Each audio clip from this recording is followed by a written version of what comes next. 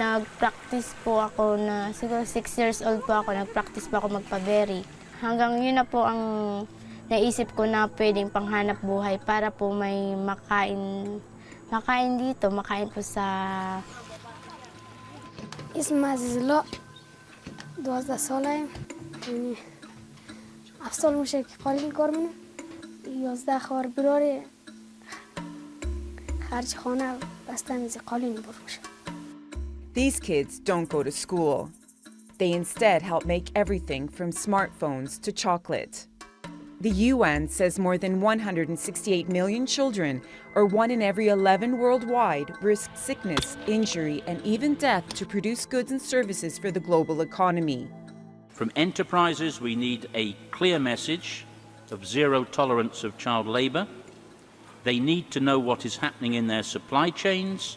The vast majority of child laborers are under the age of 14.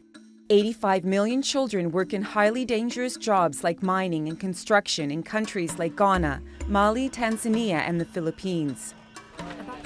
And in dozens of countries, children are employed in tobacco fields where they're exposed to nicotine pesticides in extreme heat. More than 20% of all child laborers are in Africa, and there, almost 1 in 3 children have to work to help support their families. So with such economies dependent on children, trying to make positive changes is difficult.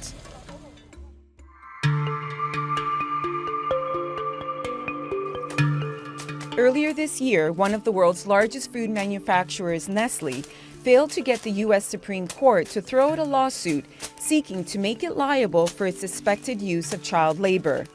An independent study found that 2.1 million children, mostly under the age of 15, were working in cocoa farms in the Ivory Coast, and that Nestle was among the companies buying that cocoa.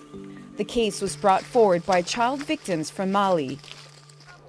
Human rights organization Amnesty has accused tech giants like Microsoft, Apple, and Vodafone of failing to conduct basic checks to ensure minerals used in their products are not being mined by children.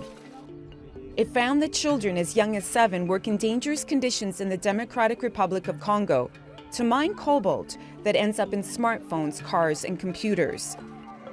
And even the fashion industry is guilty of employing children to produce and sell clothing, from the cotton farms of Uzbekistan to the mills of India and the factories of Bangladesh. International standards now in place have reduced child labor by about a third in the last decade. But companies now have to eliminate the practice altogether. If a business can subcontract its tax affairs to some remote destination, there is no excuse whilst they can't discover in their supply chains where their suppliers are using child labor. But critics believe governments have the key responsibility of implementing regulations to stop companies from exploiting children. Pirovilakis, The Newsmakers.